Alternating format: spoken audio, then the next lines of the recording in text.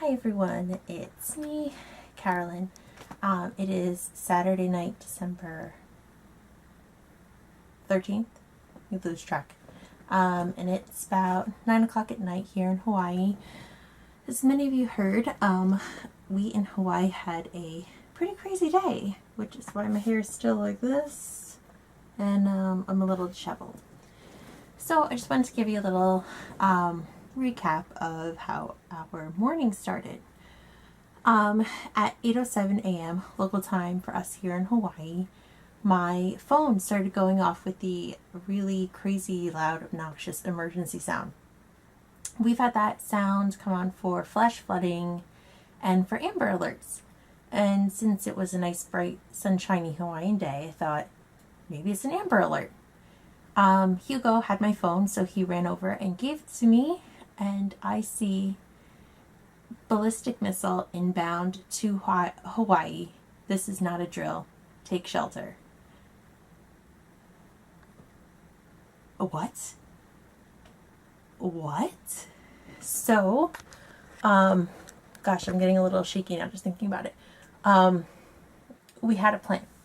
Last month in December, they started testing the nuclear sirens. On the first business day of every month, they test the tsunami warning, which is just like your basic, hey, something's happening kind of alarm.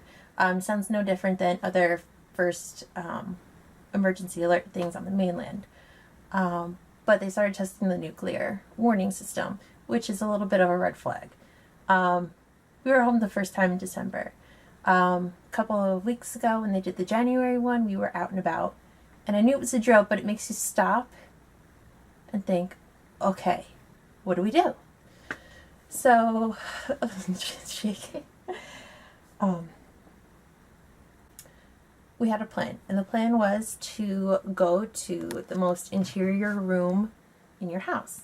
So that's where I'm calling from, which is our pantry, which is so unorganized and dirty and unorganized, but we have plenty of non-perishables. We have water, paper towels, blankets. We even have a crib mattress in here. So what better way, or what better place to go? So Felicity gets a little panicked because she knows what a bad alarm sounds like. So I grab our hydro flasks that we have, because I figured at least that's another vessel for water and more water to have with us. And I say, okay, come on kids, we're going to go hang out in the pantry. Something might be happening. We need to get more information, but we're going to go to a safe place. And this is where it has to be. Felicity's very inquisitive, and she kept asking questions. What do you say to a 5-year-old? That's not going to put her in a state of panic. So I kept telling her that there might be something dangerous, or we're not sure, and trying to just get her to, play with Hugo on the floor of the pantry and let me figure it out. So I have my phone, and I'm Googling. I'm finding nothing. It's just that this is not a threat. I'm texting neighbors who are also panicking, telling them, get in your pantry or get in your laundry room. Just go find someplace safe until we figure out what's going on. And I can't even tell you what it's like to have a smiling baby on your lap, a kind of confused and scared 5-year-old, and a 2-year-old who's just kind of mad that I have the phone and I'm not letting him watch YouTube at the moment. Knowing that something bad could be happening, and that this is the world that we live in right now. It was scary. I'm happy and proud of myself that I didn't cry in front of them.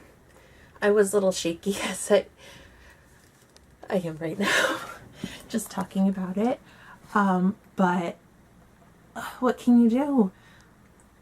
I just kept telling her that Mommy and Daddy have a plan, and that we've talked about this plan, and we'll do whatever we can to keep them safe, and not to worry, because we got this, and everything's going to work out. We're going to work together. And it helped a little, but she kept asking questions. Is there going to be a fire at our house? No, honey, no fire at our house. a fire outside. And I thought, well, this is the most she's going to really like understand. So I said, there might be a fire outside. And she gasped. I said, it's okay. We're reading a historical fiction book, one of the newest American girls. She's a Hawaiian girl named Nanea. And she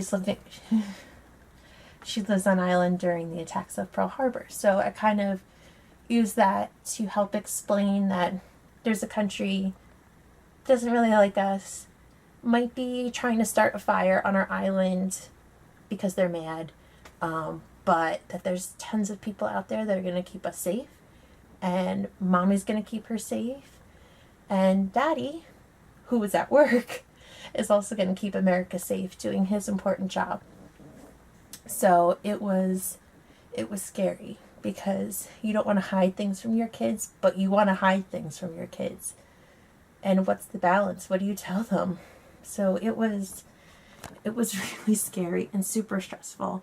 And we were in his wonderful, nice, cramped pantry with some art supplies and tons of cereal and a lot of foil.